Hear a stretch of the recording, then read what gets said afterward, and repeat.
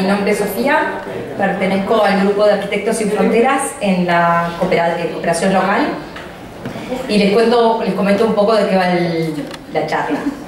Bueno, yo soy arquitecta, soy urbanista y conozco a Zaida desde que me ayudó en la tesis, básicamente en mi tesis de máster. Así que cuando el grupo local se empezó a interiorizar el tema de género, principalmente porque hablamos con una ONG que era feminista, que era el Grupo Almena, la verdad que nos dio mucha curiosidad para seguir abordando el tema, nos pareció una problemática actual y en las charlas de grupo, que usualmente hacemos una vez por semana, nada, salió el nombre de Zaida, la contacté y se prendió automáticamente y nos dio el visto bueno y aquí estamos. Así que, gracias.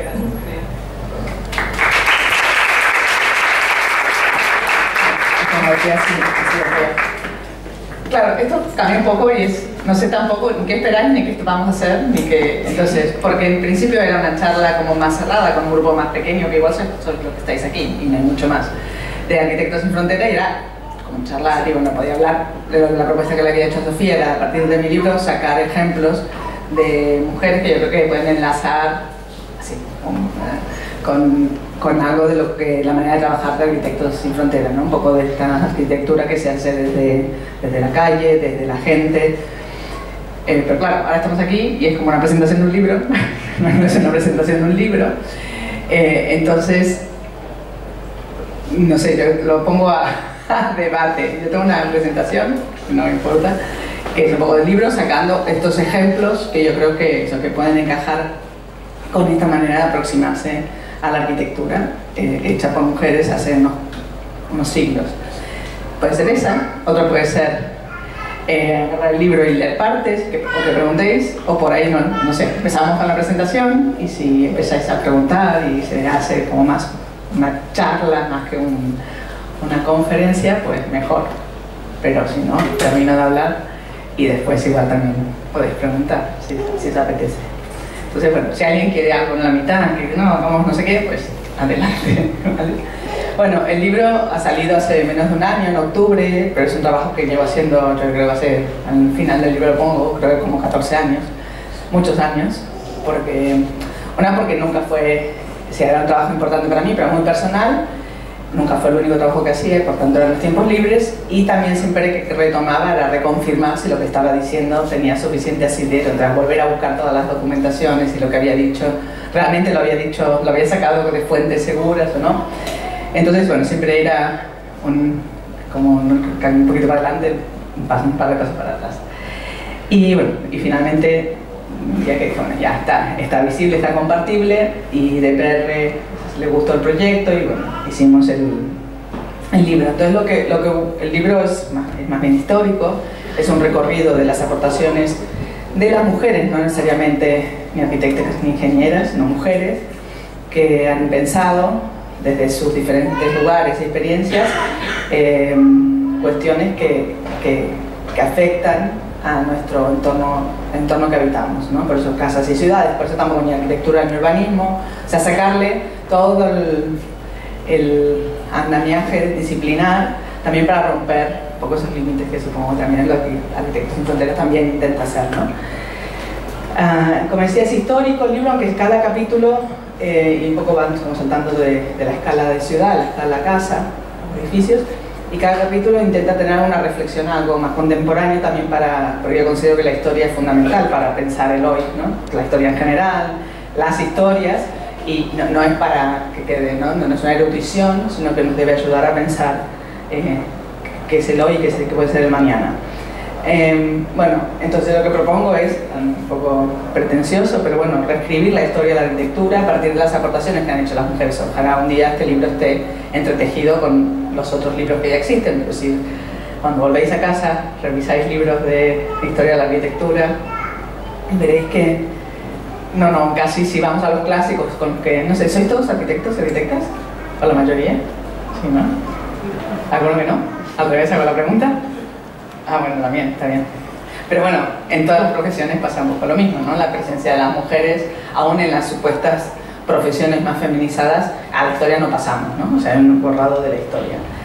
Pero sin embargo hemos estado. Lo que pasa es que también una de las cuestiones que dio en el libro es que la historia se escribe desde una perspectiva, desde una experiencia, y que esa experiencia que se nos ha querido contar que era neutral y que era universal y que era abstracta, no lo es masculina, es de clase, es de unos centros respecto a unas periferias, y después de cada periferia también tiene su centro, o sea que siempre hay una jerarquía que es la que ha mandado los criterios para decir qué es importante. Y después también porque hay otra cosa, que estos días lo hemos visto, pues como el viernes lo hemos visto en manifestación, o sea, son dos manifestaciones muy fuertes que ha habido en los últimos tiempos, que aglutinan gente diversa, la del 8 de marzo y la del viernes pasado por el planeta, por el futuro de todos y todas, es que nuestra sociedad, como sociedad, o el mundo como sociedad planetaria, ha valorado siempre más las guerras, las armas, el poder, el dinero, que la vida.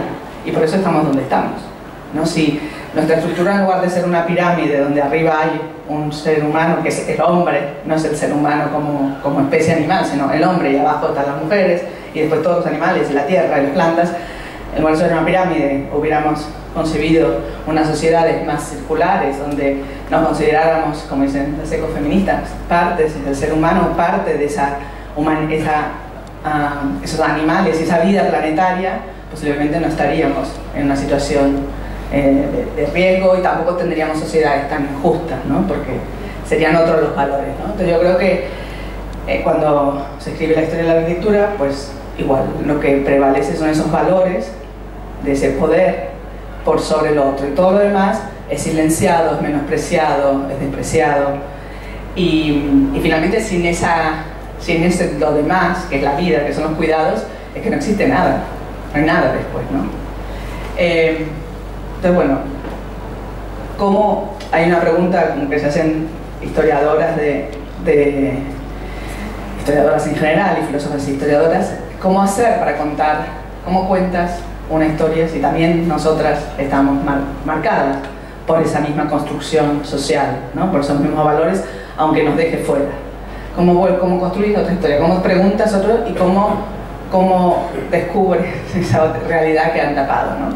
Yo no he hecho investigación de fuentes primeras, o sea, que fuentes primeras es decir, archivos, sí que he hecho a veces hablar, entrevistar, pero yo no he ido a buscar archivos, pero sí me he valido de mucha documentación, que hay de muchos trabajos de investigación sobre las aportaciones de mujeres, sobre mujeres arquitectas, mayoritariamente también son del mundo anglosajón, pero hay algo en Italia, hay algo en los países nórdicos, hay algo en los países del sur. Bueno, algunas cositas se han ido encontrando. Entonces, de alguna manera también esta historia está escrita, bueno, un poco como todas las historias, hasta donde abarca tu capacidad de encontrar información, ¿no? O sea, no hay ninguna historia que es completa, eso es imposible. Pero bueno, entonces, ¿cómo hacer para contar esta historia? Desde cómo elegir estas mujeres, o qué. Porque yo estoy en otro proyecto que por ahí algunas conocéis, que se llama Un día una arquitecta, que es un blog que el primer año fue cada día y después fue durante 6 meses al año, cada día publicamos la biografía de una mujer arquitecta. Ahí es publicar biografías de mujeres en lo que sí se intenta romper la idea de arquitecto o arquitecta igual construcción, no, sino que los arquitectas y arquitectos hacemos muchas cosas, y visibilizar esa diversidad de la profesión. Pero no hay una selección, que es lo que yo he intentado hacer aquí, de mujeres desde un punto de vista más de su posición en cuanto al género o feministas, ¿no? ¿Y qué tiene que ver esto? Para mí, las mujeres que yo he resaltado aquí, de las que explico cosas, son mujeres que no olvidaron la mochila que significa ser mujer en cuanto a género. O sea, género y sexo no es lo mismo. El género es una construcción social, cultural, que asigna a los sexos, al binario hombre-mujer. También podemos eso discutirlo, está en discusión, pero digamos al biológico hombre-mujer, nos asigna roles, capacidades en función de una capacidad de las mujeres de albergar vida, de dar vida. Pero eso ni lo hacemos todas las mujeres, ni es para toda la vida, ni es lo único que podemos hacer. Pero esa capacidad ha justificado la asignación a las mujeres de los cuidados, de las tareas de los cuidados. Y por ejemplo, Simone de Beauvoir, cuando escribe El segundo sexo, una de las cosas que ella hace es demostrar, porque a veces hay una justificación animalista de que las mujeres, al ser las que parimos y damos de mamar, también tenemos que cuidar todo el tiempo, ¿no? Es como natural. y ella se dedica a estudiar los animales, distintos animales, para ver que en los animales a veces hay una que pone el huevo, otro que lo cuida, hay uno que busca comida, otro, o sea, no necesariamente aquel animal que tiene la vida dentro es el que también cuida después, ¿no? Entonces, como desmontando ese mito de lo animal, de lo natural. Entonces, por un lado, entonces mi idea es, pero sí, ese rol de género que viene construyéndose hace milenios, sí que nos hace experimentar las ciudades, las posibilidades, los lugares, la vida diferente. Entonces, por un lado he intentado, creo que estas mujeres que he seleccionado, esa mochila la llevan, no la dejan, ¿no? O sea, por ejemplo, a mí, ¿quién deja la mochila esa? Alguien que, siendo arquitecta, dice que es arquitecto. Yo soy arquitecta, con A, no con O, porque me condiciona. Como tengo una amiga que es afroeuropea, no sé cómo llamarla, y a ella le importa muchísimo que su segundo apellido siempre aparezca, porque es el que indica su origen africano, ¿no? Porque nos hacemos de todas esas mezclas, ¿no? De todas esas razones. Por tanto, estas mujeres para mí trabajaron con esa mochila, no se olvidaron de esas experiencias. Y la otra es la del cuerpo sexual femenino, que también nos da experiencias diferentes que los hombres, o sea, también por cuestiones culturales, pero también porque son cuerpos diferentes. La medicina, como otras ciencias, también ha tardado en darse cuenta de eso, y hasta no hace muchos años, bueno, y de hecho sigue pasando, según dónde, nuestro cuerpo era considerado una deformación del masculino, pero escrito así, en un manual que se llama Manual de Gray, que es el manual con que estudian al inicio de la medicina. O sea, el aparato urinario masculino llevaba 5 páginas, y el femenino una notita que es que nuestro aparato urinario es la deformación del masculino. Y tan tranquilos se quedaban. O, no sé, bueno, por ejemplo, un ataque cardíaco, ¿no? Cómo se ve entre un hombre y una mujer es muy diferente, ¿no? El hombre es el brazo izquierdo, eso lo sabe todo el mundo, pero la mujer es un dolor de estómago aquí muy fuerte. Y por eso hay muchos casos también de mujeres que se mueren. O sea, a día de hoy hay más muertes de paro cardíaco de una mujer que de hombres, en porcentaje. Porque no se diagnostican. La mandan a la mujer a casa con una buscapina. Claro, evidentemente la buscapina no le sirve de nada. Entonces, porque siempre se ha considerado que los cuerpos son iguales, no son iguales. La defensa sería que de estas diferencias que tenemos nos tienen que hacer iguales en oportunidades, no tienen que significarnos desigualdad, que a día de hoy nos significan.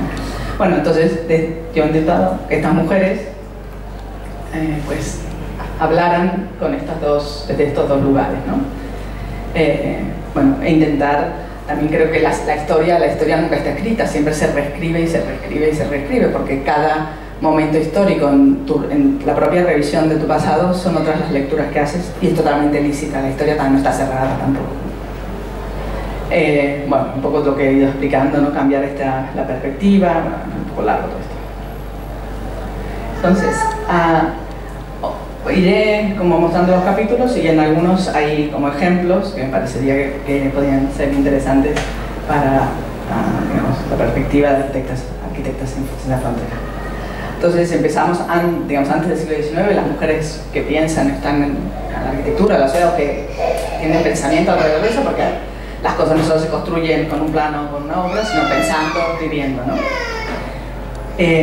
Aquí cito y hago alguna referencia a La ciudad de las mujeres, que es un libro escrito por Cristina de Pisano en 1405, que, bueno, también ella se pregunta en un momento en que hay los romances y estas justas como de romanceros, en donde lo que se dedican a hacer en Francia es a denigrar a la mujer, a considerar a la mujer, bueno, la dueña de todos los males y la culpable de todos los males, y entonces son como poemas, justas poéticas o literarias, un poco hablando de eso.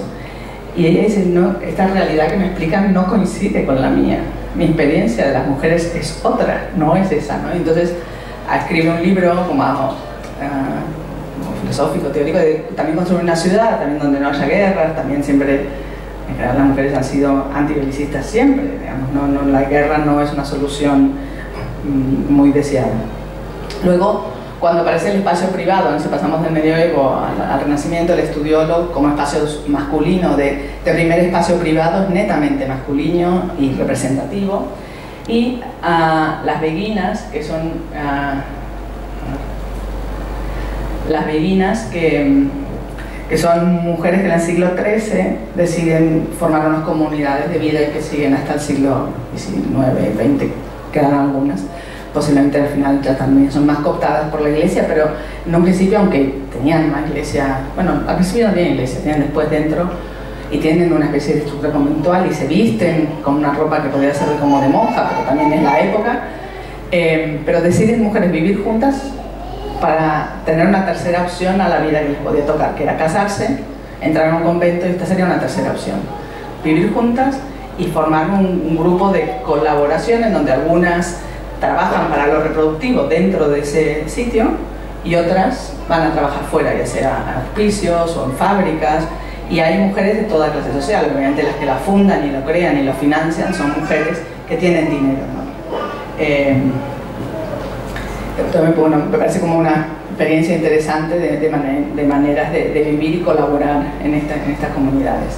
Después Flora Tristán es una, no sé cómo llamarla, una pensadora del 1800, que vive muy pocos años, 40 y muy poquitos, realmente hacían muchas cosas antes de poco tiempo. Y entre otros libros, bueno, tiene el libro de la Unión Obrera, su propia vida, mi vida, pero tiene un libro que es Paseos por Londres, que es de 1840, y es muy interesante porque es la primera en escribir como describir, como sin tapujos, una realidad de la ciudad que en ese momento era la ciudad mirada desde el continente, de Europa, ya va de Francia a Londres, pues suponía que Londres era la ciudad, que todo iba bien, que era el deseo. Es un poco como las ciudades de los Emiratos, ¿no? O sea, ahora Qatar, ahora todos se dan cuenta que hace mucho calor. Porque hay unos deportistas que corren y se caen. Bueno, hacemos eso, ¿no? Pero todos miran, ¿no? O la mayoría mira esas ciudades horrorosas, totalmente absurdas, etc., pero bueno, llenas de edificios modernos, nuevos, cada vez más altos, y no miran cómo viven los obreros de allí, que viven con documentos secuestrados, son casi esclavos, viven 20 personas en una habitación, sin aire acondicionado, evidentemente, trabajan, a la hora que trabajes hace mucho calor, o sea, la noche te salvas que el sol, pero bueno, es un sitio donde realmente no se tiene en consideración para nada la vida humana. Y ella va a Londres y un poco le pasa lo mismo, ¿no? Esa ciudad que es la capital del imperio más importante en ese momento, y resulta que son 3 ciudades, ¿no? La City, la zona real y donde vive la gente. Que es donde vive la gente se ven cosas peores que no verías en ninguna ciudad europea. Entonces, de alguna manera, es como la primera denuncia social de la condición de vida de las personas, ¿no? Se atreve a decir, que es un poco, al final terminaremos con Jane Jacobs, lo que dice Jane Jacobs, o sea, atrevámonos a mirar y a decir lo que vemos. No a decir lo que nos dicen que tenemos que decir, lo que tenemos que ver, ¿no? Y es, bueno, muy interesante como ella describe, y además, bueno, en el libro de la Unión Obrera, que es lo que está poniendo, que me puse a poner arriba, también ella va haciendo mítines entre obreros en Francia y abogando por su mejora de condición, pero también por el derecho de las mujeres.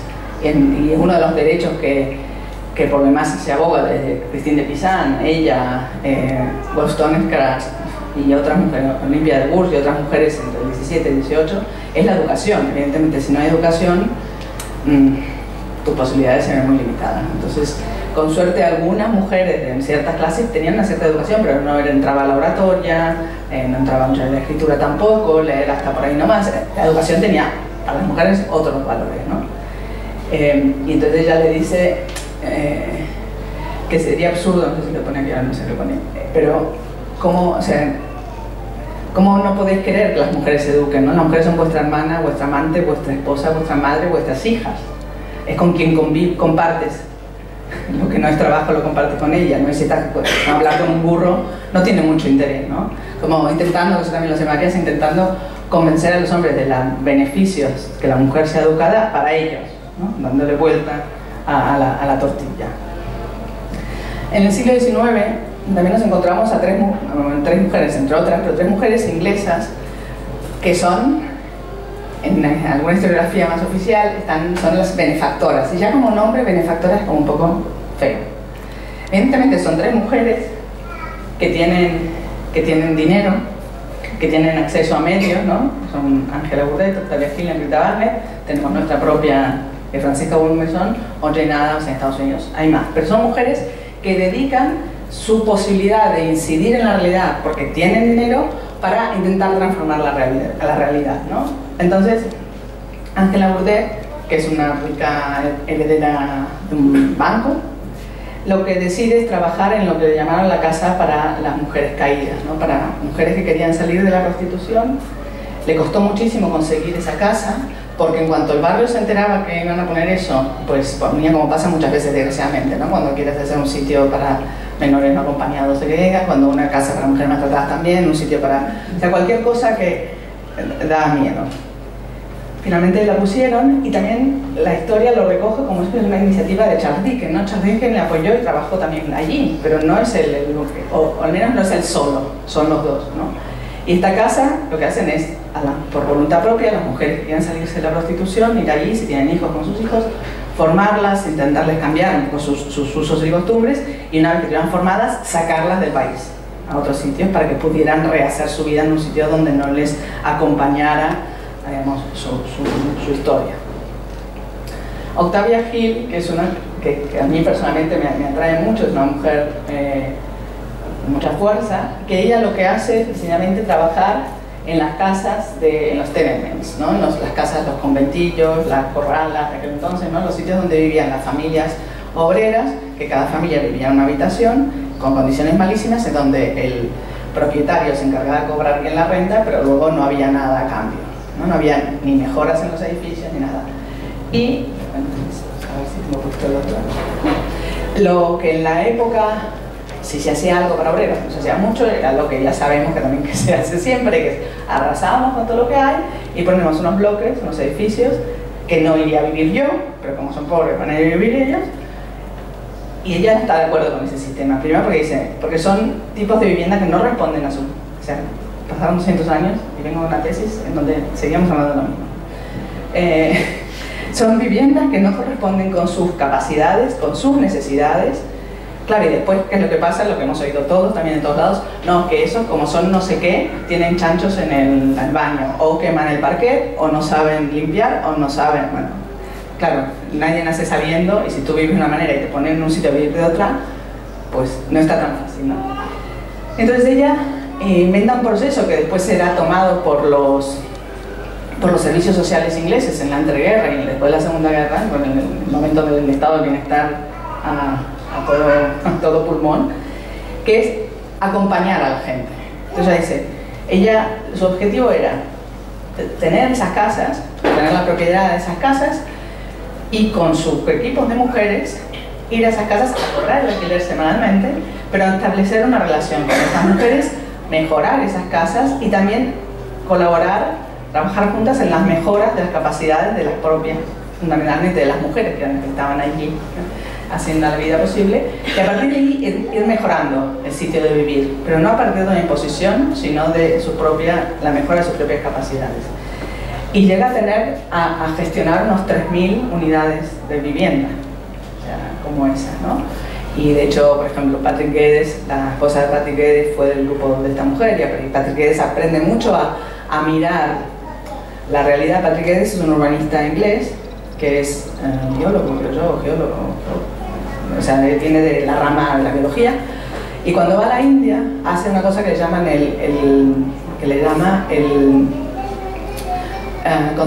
cirugía conservadora, que en lugar de abrir vía Layetana, ¿no?, y cargarse lo que haya que cargarse, es estudiar lo que hay en el territorio, dónde están las casas que están en mal estado, dónde están las casas que la gente tiene como referencia de lugar de encuentro, cuáles son los lugares que funcionan, e intentar que la calle pase, ¿no?, salvando esos lugares y aprovechándose de lo que ya está destruido, ¿no? Aprende de ella, porque la idea de ella no es destruir, y en todo caso cuando tiene la oportunidad de construir, no está en la otra imagen, pero unas 12 viviendas, hace un poco también la idea muy inglesa del momento, ¿no?, de la ciudad jardín, desde fuera, estas casas que son un conjuntito, no sé, de unas 12, 14 casas que logra construir con un centro comunal donde formarse y un jardín de tener huertos y espacio para los niños, que de fuera no se vea, que cada una es una casita pequeña, ¿no? Que no haya esta distinción, que no vivan esos bloques impersonales y que distingue claramente dónde viven los que pueden pagar de los que no pueden, ¿no? Entonces, para mí es una precursora de la idea de cuando se trabaja en un territorio ya habitado, ¿no? Que sea la organización, los barrios autoproducidos, en lugar de destruirlos, ¿no? De realmente trabajar a partir de la mejora de esos lugares, ¿no? Me parece como muy interesante todo su trabajo. Y aparte, bueno, también hacían redes, especialmente entre Londres, y trabajaban mucho en conexión los defensores de los tenements, serían como el sindicato de yogaters de Ara, con los grupos de la costa este de Estados Unidos. Y la tercera de estas inglesas es esta otra señora, Henrietta Barnett, que es la esposa de un pastor, y que cuando deciden, bueno, les dan la oportunidad de tener como su iglesia, es o en un barrio súper pobre en el este de Londres o en un barrio bien, ¿no? Que están de otra zona. Y deciden estar en la zona este, construyen esta casa, que es el Toynbee Hall, y la idea es también, el Toynbee Hall es un lugar de conferencias, de apoyo educativo y cultural a un barrio con muchas necesidades, pero también es un albergue, o sea, habitaciones para jóvenes, hombres y mujeres que vienen de pueblos a estudiar a la ciudad.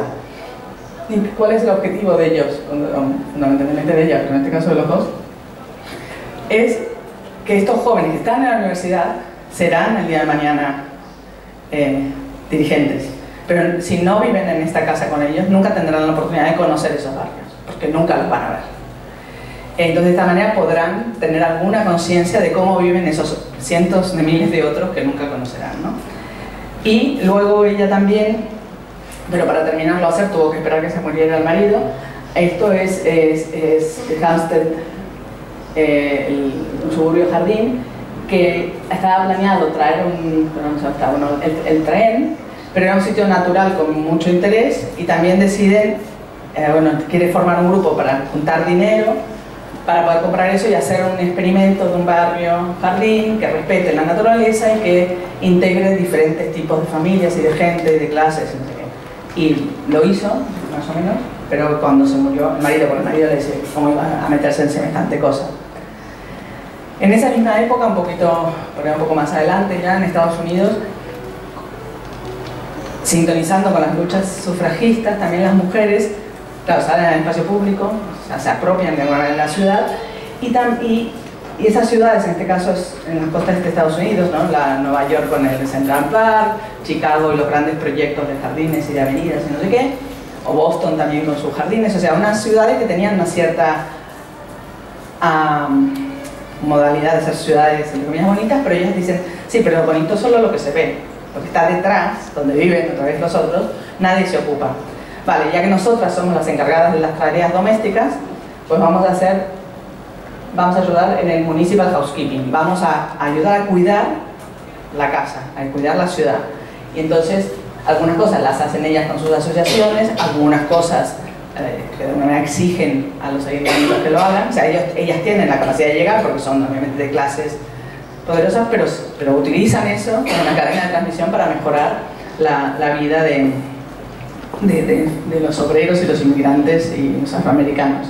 Entonces, por un lado, si ya hay un material que es más higiénico, o sea, una especie de asfalto, pues ¿por qué tienen que ser así las calles con esto lleno de agua, con animales muertos y los niños jugando al lado? No, entonces lo que se focaliza en el tema urbano es en la limpieza, en la creación de espacios de juego en solares, de manera provisional, temporal, mientras que un solar no se construya, pues limpiarlo y hacer allí juegos y no sé qué, guarderías o escuelas también, porque los niños de las familias obreras están en la calle, y también centros de baño para las familias obreras que en las casas tampoco tenían cómo bañarse. Y luego, eso sería como la parte como urbana de edificios. Y luego de estos grupos, como aquí vemos a unas que son afroamericanas que van a colaborar a otras casas, hay, digamos, de diferentes grupos, también es ir a las casas a colaborar digamos, un poco transmisión de conocimientos, ¿no? En el mejor mantenimiento, o también casas en que los dos trabajaban y no había manera, ¿no? El mantenimiento de la casa de obreros con 4 o 5 hijos, pues se hacía complicada, Entonces también entraban en las casas, ¿no?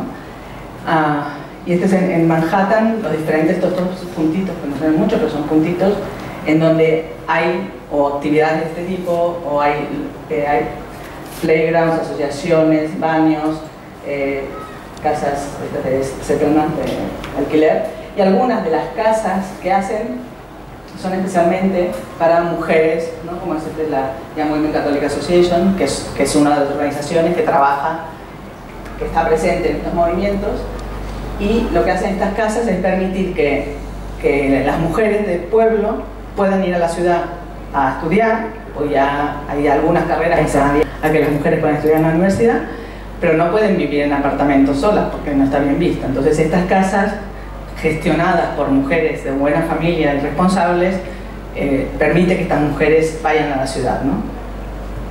Y aquí vemos algunos ejemplos, ¿no? Estos parcelas solares entre casas, o hacer parques de juegos infantiles. Y bueno, sigue el modelo de Tommy Hall. En Chicago, Jane Addams y Ellen Starr abren una casa también en un barrio muy pobre de Chicago que se llamó la Hull House, con la misma idea, un espacio de formación y de soporte a la vida cotidiana del barrio, un lugar donde pueden vivir hombres y mujeres que vayan a estudiar aquí, y también pasaba gente. Por ejemplo, Richard Neutra, cuando va de Austria a Los Ángeles, duerme aquí, no tenía dinero, y a cambio de dar unas charlas, pues puede hospedarse en este lugar. Entonces también una manera de sinergia de aprovechar de las cosas que fueran pasando. Entonces, bueno, hay clases y hay diferencias, ¿no? Hay una serie de clases de cocina para las mujeres del barrio, mayoritariamente afroamericanas, hay otras más de química para otras mujeres, las sesiones de comida, pero había actividades, digamos, y se pensaba en la mejora de todos, ¿no? Estos son los niños del barrio que iban a clases de pintura o de cuentos con ella, o tenían una guardería donde estar mientras sus padres estuvieran trabajando, ¿no? O sea, el barrio es ese, puede ser cualquier barrio, ¿no? Son dibujos de la época, cualquier barrio de los que conocemos en muchísimas ciudades, pero podían estar cantando, bueno, yendo a escuela, o sea, tener un lugar donde poder mejorar sus condiciones. Y en el caso nuestro, tenemos no es exactamente lo mismo, pero de alguna manera Francesca Bonmesón significó más o menos lo mismo. Francesca Bonmesón, que también tuvo que esperar que se muriera su marido, que era un político reconocido, el señor Verdaguer y Callís, que es la calle de la esquina de la casa de la Bonmesón, que también en la Bonmesón no hay ni un cartel poniendo una historia sobre ella. También cómo se borra la historia, no hay nada, no dice nada, pone casa del Cordel del siglo XIII y nada más. Y sin embargo esa casa, ella primero funda la biblioteca en la calle Santa Ana, de aquí, la biblioteca de mujeres, es la primera biblioteca de mujeres de Europa, porque las otras bibliotecas no podían ir, y quiere hacer algo, y enseguida se le queda chica, más grande, está un poco ligada a la iglesia, que le dejó lugar y no quiere estar más ligada con la iglesia, y quiere juntar dinero para hacer una casa en serio donde poder formar a mujeres y esta biblioteca esté. El señor Callís no la apoya mucho, pero cuando se muere, los contactos que sí tenía, que era toda la gente políticos de la época le ayudan, y construye esta casa que tiene, creo que son ahora, son como unos 5.000 metros cuadrados, ¿no? Que es el palacio antiguo más todo el edificio que hay detrás con el patio y las aulas. Y la idea es, siempre es igual, damos clases de aquello que se supone que pueden hacer las mujeres, ¿no? O sea, de economía doméstica, de cocinar mejor, pero a partir de ahí se empiezan a colar otras cosas, de mecanografía, idiomas, o sea, para dar salida, para que las mujeres pudieran entrar en el mundo laboral. Y no está aquí, pero en consonancia con esta iniciativa también aparece una casa que se llamaba La Yar, que estaba en la zona alta de Barcelona, donde también la idea era mujeres que vienen de otros pueblos, pueden vivir en una casa cuidada por mujeres de buena familia y dar su reputación a salvaguarda, ¿no? Pero son esas iniciativas que pueden separarse muy pequeñas, son esas pequeñas semillas que permiten la transformación. El otro capítulo que no explicaré aquí, que es la práctica arquitectónica desde la experiencia de la profesión, o sea, como de lo cotidiano, ¿no? Y especialmente se refiere casi todo el capítulo a la cocina como uno de los elementos fundamentales de pensar cómo cambiar en la casa desde mediados del 19 hasta la vivienda mínima que se proyecta en el año 28, digamos, la vivienda obrera. Es fundamental haber que hayan un montón de mujeres estudiado la mejor manera de funcionar de la cocina con las alternativas de casas sin cocina, cocinas cooperativas, etcétera, etcétera, ¿no? Pero, o otras, como Catherine Beecher o Christian Friedrich, cómo mejorar la mecánica propia de la cocina, ¿no? Y Melusina Fay Pierce es la que propone una especie de viviendas colectivas, cooperativas, sin cocina. Las primeras arquitectas con formación universitaria, que no fueron las modernas, fueron un poco antes. También es interesante ver cómo en el grupo de las Arts and Crafts, el movimiento Arts and Crafts de Morris y compañía, hay toda una genealogía de mujeres y todos unos trabajos específicos para mujeres, que no sé si lo explica aquí ahora, no me acuerdo, pero bueno, son...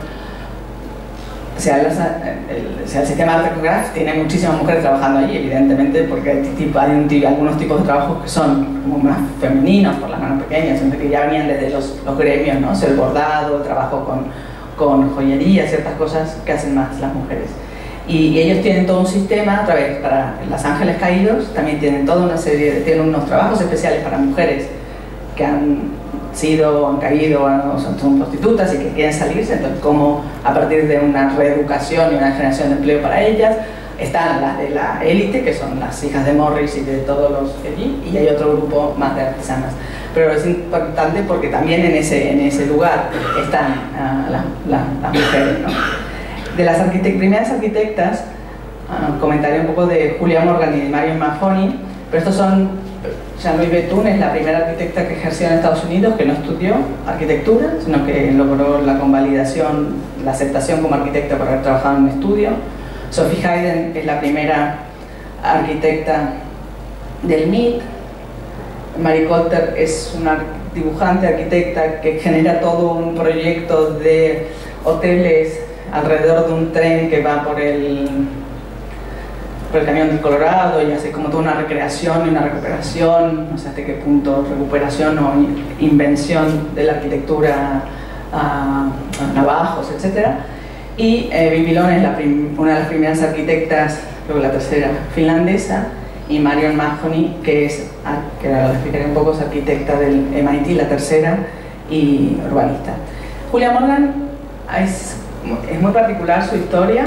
Ella había estudiado ingeniería en San Francisco, pero quería estudiar arquitectura y quería estudiar en la Sorbonne, en Beaux-Arts, en París.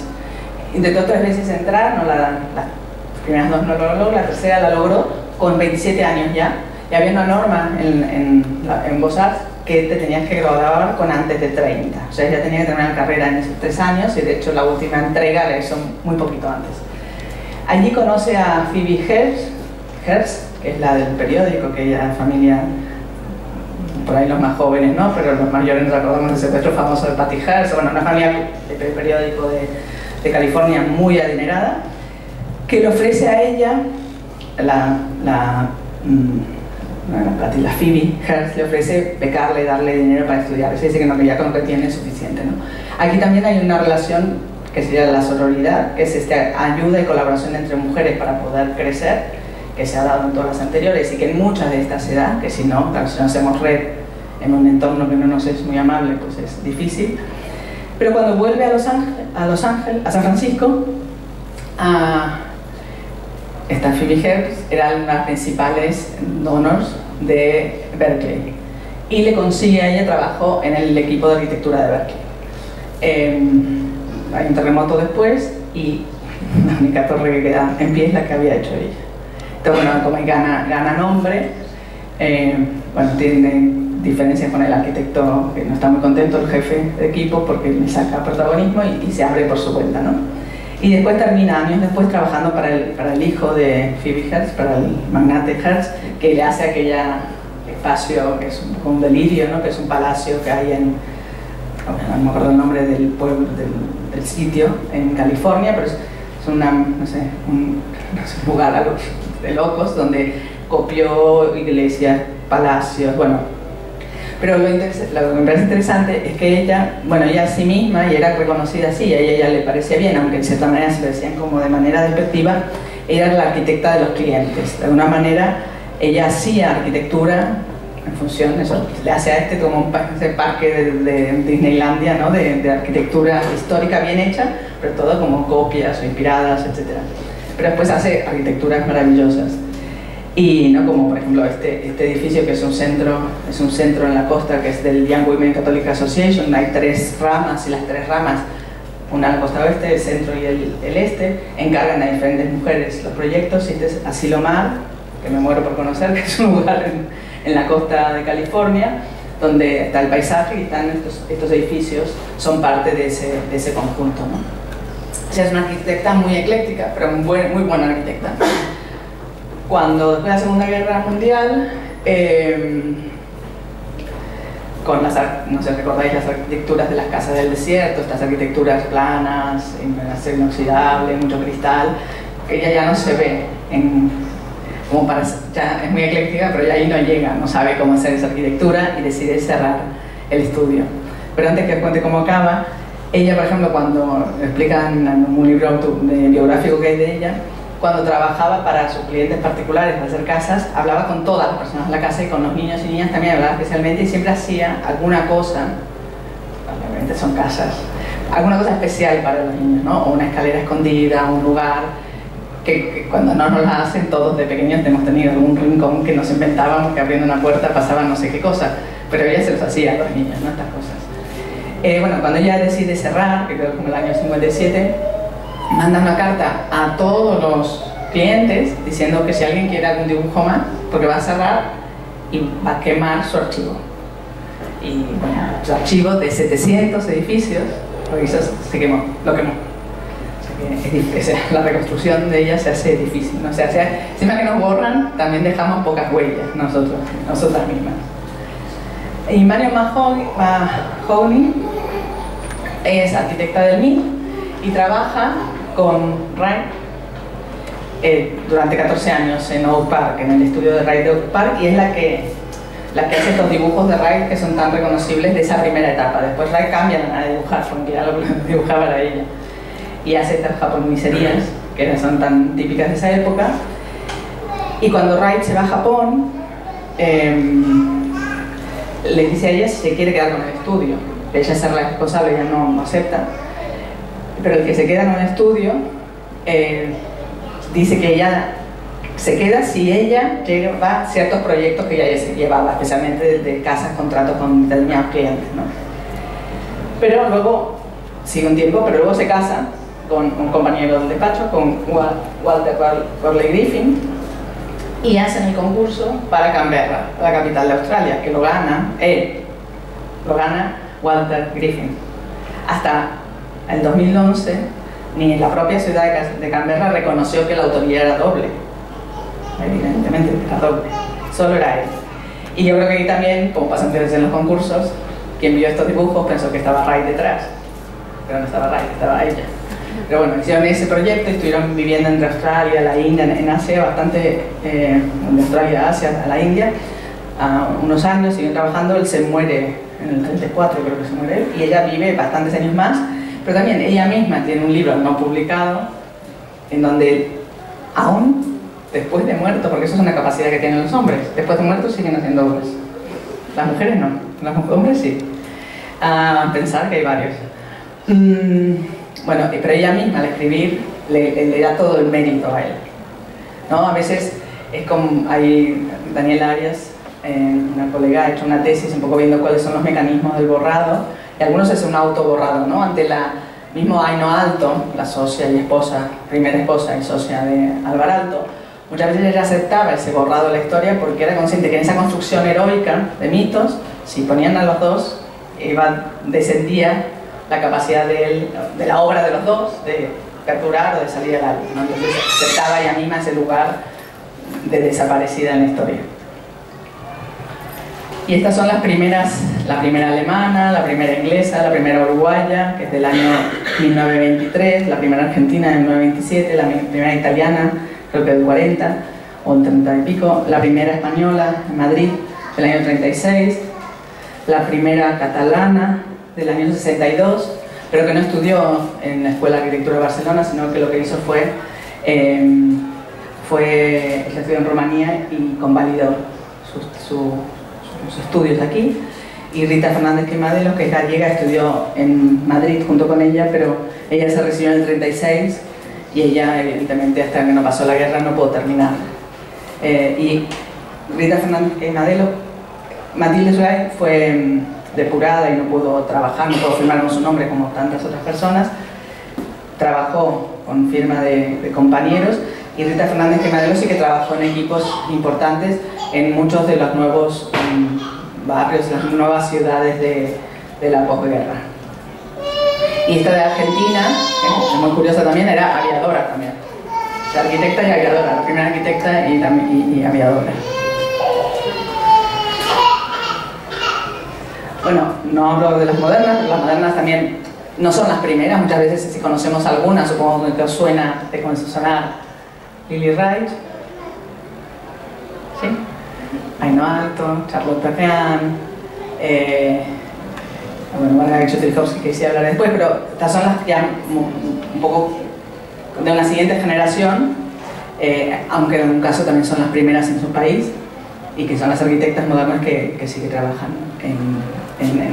digamos, en la eclosión de la arquitectura moderna, pero también son borradas, aunque en el momento son bastante reconocidas y están presentes en los congresos, en las conferencias y todo, pero después vuelven a salir. Y por supuesto, como de otra manera, o sea, las mujeres, la cuestión de la vivienda, si antes decía la cocina, la cuestión de la vivienda es algo que muchas mujeres han estado preocupadas o atentas en ello, ¿no? Y en este capítulo especialmente hablo de estas 4, aunque hay otras. Margarita Chotelikovsky, que ahora explicaré alguna cosa, que es austríaca. Era austríaca. Catherine Bauer, que es norteamericana, era norteamericana, y lo que ella fue más teórica política, no tanto proyectista. Ella estudió la producción de entreguerra, pero muy temprana, de los años, bueno, sí, muy acabada la Primera Guerra Mundial, producción de vivienda en Europa. Hizo un libro con el que en Estados Unidos se empezó a pelear, digamos, por el derecho a la vivienda, y ella fue una de los lobistas por el derecho a la vivienda en Estados Unidos, después también por la protección de los parques naturales, y fue profesora en Harvard y en la costa oeste también. O sea, como fue más profesora divulgadora. Y Elizabeth Denby, inglesa, también fue desde divulgadora, diseñadora, pero también de generar otras maneras de vivir.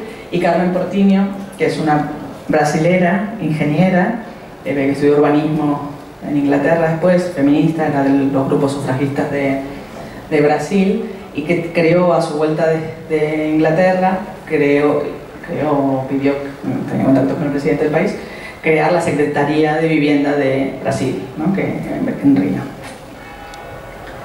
Aquí las vemos a las 4. Y Margarita Chotelikovsky para mí es una de mis preferidas, porque es una vida súper atractiva y larga y llenísima. Yo creo que esta fecha tan mal, bueno, es igual, pero vivió muchos años, 103, 104. Y ella, ya cuando está estudiando, ella quiere dedicarse, que se quiere dedicar al habitar. Y el habitar ya lo entiende, la vivienda, el barrio, la escuela, o sea, donde desarrollamos nuestra vida cotidiana y mejorar las condiciones para ello, ¿no? Y le interesa principalmente los que peor viven, que eran esos que están ahí en la foto. Y sus propios profes le dicen, bueno, vete a las asociaciones de huertos y, bueno, y ve a ver cómo viven ellos, empieza a trabajar con ellos. Y entonces, bueno, observa cómo son las mujeres que se organizan, lo que se llama mutirao en Brasil, ¿no? O sea, en ayuda mutuo, en cadenas, construir todas juntas, cómo se vive en un sitio de frío, en esas cabañitas, y bueno, cómo puede mejorar. Y evidentemente la cocina, desde el principio, es un tema que le importa mucho. Este es un proyecto que hace, un dibujo de una idea de proyecto, para cuando ella en Viena trabaja en la Secretaría de Vivienda con Adolf Loos, durante unos 5 años fue secretario de Vivienda, y ahí conoce a Ernst May, que en ese momento trabajaba en Silesia, en Alemania, y le encarga un artículo. Y ella hace un artículo sobre la cocina, su primer artículo, y la idea de la cocina prefabricada. Esta idea era una cocina de hormigón prefabricada, inviable, pero bueno, lo importante es la idea que está detrás, cómo hacerla eficiente y cómo hacerla económica, por eso lo de la prefabricación. También, yo creo que es la primera que hace una casa crecedera, ¿no? La idea de que, yo creo que aquí hay varios que sois latinoamericanos y si no también los de aquí conocéis, ¿no? La idea de la casa semilla, empieza una casa pequeña y cómo esta puede ir creciendo en la medida que la familia va mejorando sus condiciones, pero además no es una casa aislada, sino que son adosadas y que luego conforman una hilera, con lo cual también hay una idea urbana que sea sencilla, pero no son casas sueltas, sino que la idea es que cuando estén completas, cuando crezcan en todo lo que está programado que crezcan, generen una fachada continua de calle.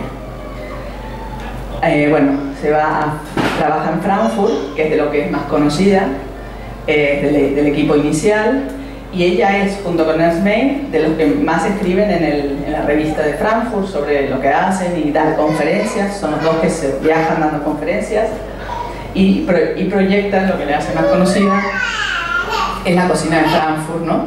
Tomando los estudios que venían haciéndose desde mediados del 19, ella continúa haciéndolos sobre la ineficiencia de un espacio de cocina cuando no se sabe cómo funciona y las cantidades de recorridos absurdos que hay que hacer para ir de un lugar a otro. Entonces ella proyecta esta cocina, que es la Sierrum Rommerstadt en el 27, pero no es un modelo cerrado. Lo que es más importante para mí de esta es que es un sistema combinatorio, que es como el mismo que usamos hoy. Por haber cambiado alguna medida, pero es lo mismo, son los módulos que se van combinando en función de la casa que sea, pero resuelve todo, ¿no? Resuelve el trabajar al lado de la luz, sentada cómodamente, aquí se tira la basura, aquí para picar, porque había que preparar muchas cosas. Unos cajoncitos de aluminio para los granos y la comida a granel, la plancha, luz que se mueve, las puertas de cristal o de reja muy finita, rejilla fina para ver lo que hay detrás y que no tengas que perder tiempo, el colgar platos para que se sequen, la cocina azulejada, todo eso que es como normal hoy, es la primera vez que se ve. Y también proyecta como un zócalo, una pieza en media caña, para que en lugar de tener un encuentro entre horizontal y vertical de ángulo que se llena de basura, una media caña para que sea más limpio, ¿no? O sea, está pensado todos los detalles, ¿no?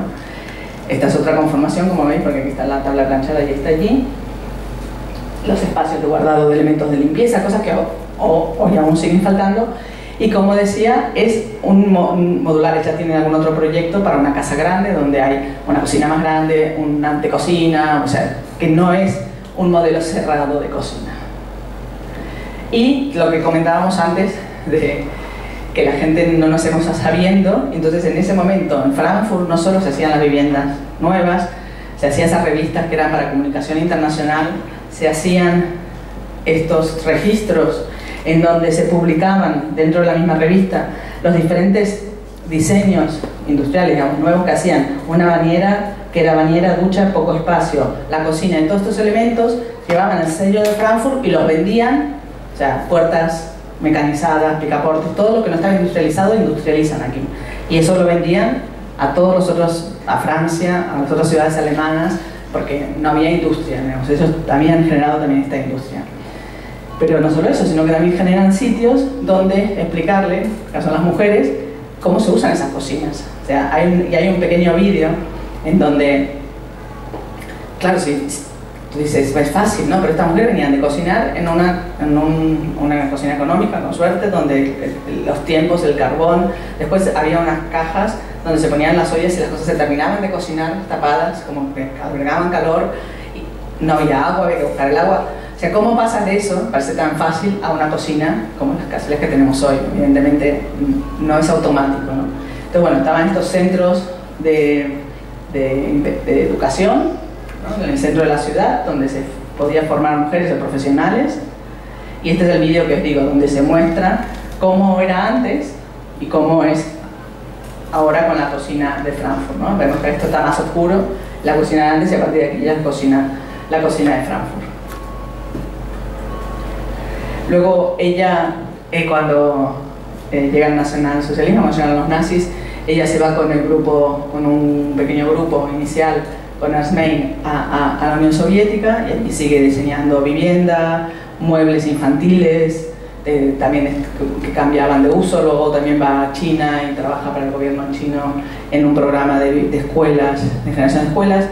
Pues regresan con ya su marido, que es el Suyute, regresan a Turquía, ahí también se encuentran con, bueno, no me acuerdo el nombre del arquitecto, comienzan a trabajar en Turquía y ella entra, esto es en la Segunda Guerra, durante la Segunda Guerra, y ella entra para ayudar a la resistencia y la pillan y va presa y está condenada a muerte, le conmutan la pena, pero de ahí, por ejemplo, arrastra una tuberculosis que le acompañará toda la vida.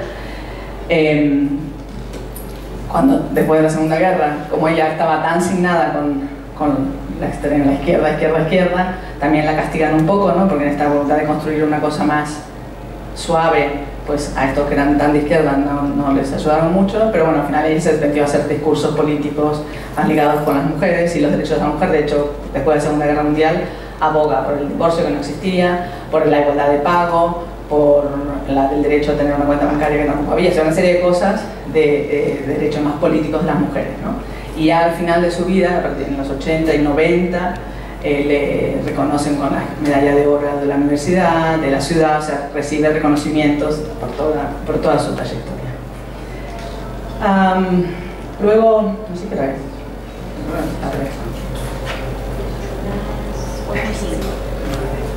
Bueno, aquí habla ya por tercera, cuarta generación, mujeres de los 50, 60, son muy activas, y algunas de otras geografías, algunas más conocidas como Lina Bobardi.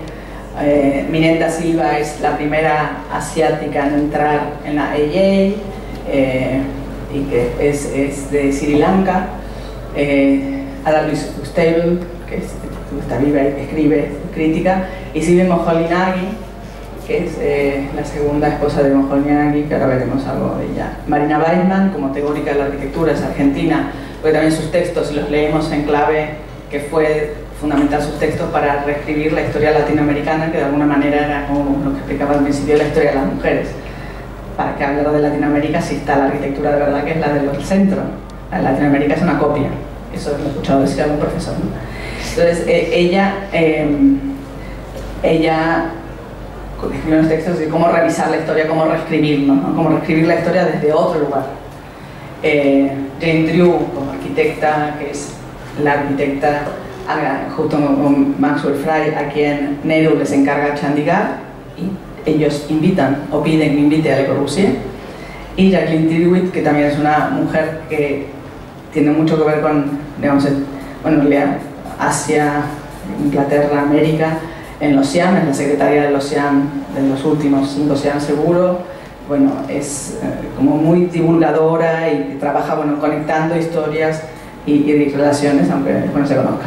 Bueno, Sibylle Moholy-Nagy es escritora, bueno, pues al emigrar con Laszlo a Inglaterra y después que también hay una historia ahí, pero bueno, a América, ella hace todo para que él pueda hacer con su escuela de arte y no sé qué, pero claro, ella también tenía formación y también tenía aspiraciones, y bueno, se empieza a poner como un poco nervioso de ser solo el soporte y no figurar nunca, y no tener ninguna capacidad como de hacer algo que le interese más que ser la administrativa y la gestora de la escuela. Entonces, bueno, ella escribía, había sido guionista, escribe un primer libro, que es uno de cuentos. Luego, cuando se muere Laszlo Moholy-Nagy, escribe la biografía y escribe estos otros 3 libros, normalmente estos 2. Bueno, el de Carlos Raúl Villanueva también es interesante ver, porque escribe el de Carlos Raúl Villanueva y luego el prólogo a uno de de otro arquitecto, o sea, muy pocos de la línea dura de ese momento, que sería la de Johnson y la arquitectura internacional en Estados Unidos. Digamos, se atreve a contradecir la doctrina primordial en ese momento en Estados Unidos, y a través de artículos de periódicos todo el tiempo está contradiciendo esa arquitectura internacional. Y hace estos 2 libros, Magic of Man, que es la historia del medio ambiente urbano, ¿no? La idea también no le llama ciudad, sino medio ambiente, que es interesante. Y este libro, el de Native Genius in Anonymous Architecture, es 3 años antes que el de Arquitectura sin Arquitectos, que supongo que más o menos lo suben a todos, el de Rudowski. El de ella es 3 años antes y es la misma idea. Y también proviene de una exposición en el MoMA. O sea, ella hace una exposición en el MoMA, casi todas las fotografías son de ella, a diferencia del de Rudowski. Y el de él ha llegado hasta nosotros y este no ha llegado hasta nosotros, ¿no? Y un poco y la idea es la misma. O sea, aprendamos de aquellas detalles y de las maneras de hacer antiguas y digamos, más tradicionales, también aprendámoslas, miremoslas, ¿no? También. Y estas son tres mujeres más actuales. Susana Torre, que es argentina, pero que ha vivido en Estados Unidos casi toda su vida profesional, Dolores Hayden y Gwendolyn Wright, que son de las primeras teóricas en recuperar y en volver a escribir esta historia de las mujeres, ¿no? Susana Torre organiza una primera exposición sobre las aportaciones de las mujeres a la arquitectura en el año 76, creo que es en Washington, en donde ellas dos escriben y colaboran, y casi todas las teóricas de esa generación, ¿no? Que van de andar por los 70 años ahora, 60 y largos 70, estuvieron ahí presentes haciendo esa primera exposición sobre el papel de las mujeres en la arquitectura. Yo creo que lo vamos a dejar aquí, porque es un poco largo, es por si queréis que comentemos alguna cosa, preguntar algo. Y este casi bueno, es el último capítulo, después vienen las conclusiones, y que bueno, me dedico a hacer. La idea es que después de la Segunda Guerra, la mujer, especialmente en el suburbio americano, es este modelo de volver a separarnos de las mujeres y los hombres a otros, entonces versus esa mujer privada, las mujeres públicas, que son mujeres que han sido, por Jacoba Mulder y Lotte Stan-Best, directoras de urbanismo de Ámsterdam y de Rotterdam, y que son poco reconocidas o nada. Odilia Suárez, una urbanista argentina, y acaba con Jane Jacobs, y bueno, como comentaba, unas prácticas contemporáneas, ¿no? Jane Jacobs como esa otra manera de mirar y de decir las cosas, que es también lo que modestamente intenta hacer. Gracias.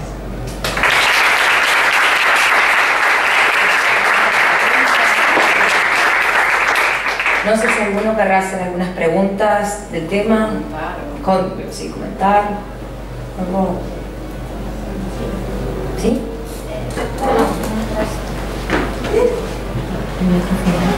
Mientras hablabas, bueno, no te quería interrumpir, tú has hablado como que, bueno, en el pasado, antes del 1900, las mujeres se ayudaban entre ellas, siempre tenían una patrocinadora que ayudaba a otra mujer para que ella se pudiera desarrollar.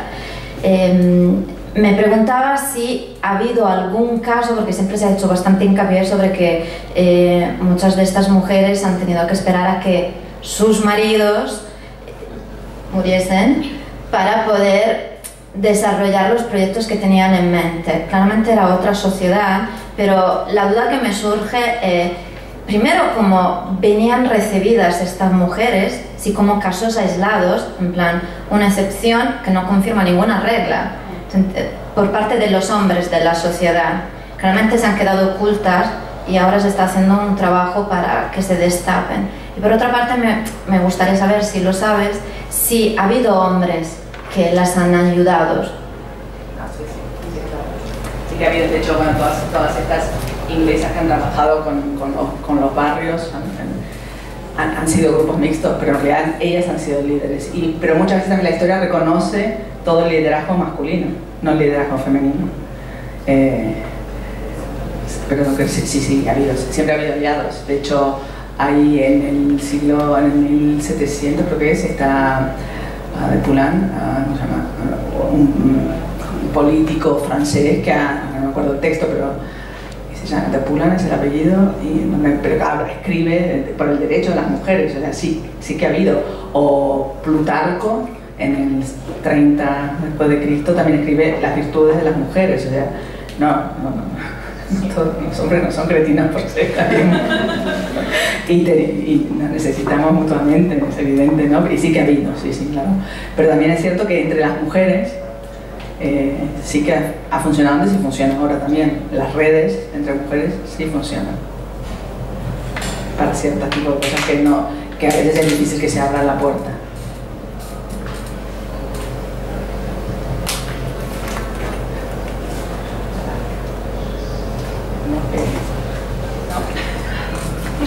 Yo quería hacer más que una pregunta, como una propuesta para abrir un poco el diálogo sobre el tema que a lo mejor es el más relacionado con la parte que queda del libro, del momento actual, porque al principio decías que te interesaba mucho el enfoque de mujeres que mantenían el tema del género un poco, ¿no?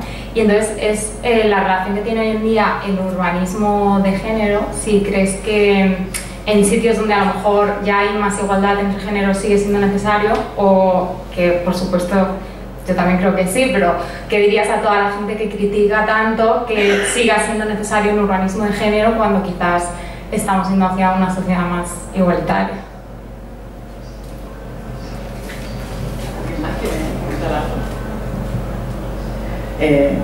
Primero, claro, el género es una variable como de análisis, que en este caso que lo que nos permite es segregar, así como es interesante poder segregar por clase o segregar por edades, qué pasa, no es lo mismo, ¿no? Si hacemos una media de lo que le pasa a una persona andando por la calle, no será igual si tiene 90 años que 30 que 2, ¿no? Entonces, si sabemos por edades, pues y el género, de alguna manera, también nos sirve como esa herramienta, ¿cierto? Aunque estemos en sociedades más igualitarias, las responsabilidades del género femenino, que evidentemente hay hombres que hacen parte de esas responsabilidades, o sea, por eso no es igual que sexo, pero en Cataluña 2011, que es la última estadística que hay, el 70% de ese trabajo lo hacen las mujeres. Entonces sigue siendo una cuestión de mujeres y de hombres, y por tanto sigue siendo importante revelarlo, porque evidentemente hay ciudades que son mucho más difíciles que Barcelona para combinar y para andar y todo, pero aún en ciudades como estas sigue habiendo dificultades y empiezas a mirar también un poco lo que venía ahí que decía Jean Jacobs, ¿no? En el detalle y en las particularidades, no pensar en el gran número, sino realmente aprender o observar las peculiaridades pequeñas. Sí. Falta y no en todo el mundo. De hecho, el único país que tenía un poco de igualdad en horarios y en tiempos dedicados a todo era Noruega. Pero no, digo era porque, como eso también cambia muy rápido, hace 10 años era Noruega. Había 3 minutos de diferencia estadísticamente entre los tiempos que dedicaban hombres y mujeres a las tareas del hogar y las tareas de trabajo. Al final era todo bastante repartido, pero no porque son más buenos, sino porque había unas leyes que lo permitían y lo obligaban y lo fomentaban.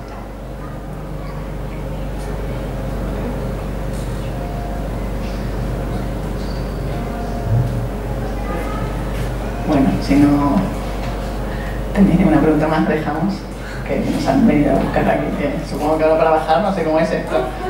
1 a 1, por una cuerda. ¿Eh? Yo subo de otro acto. Muy bien, pues muchas gracias.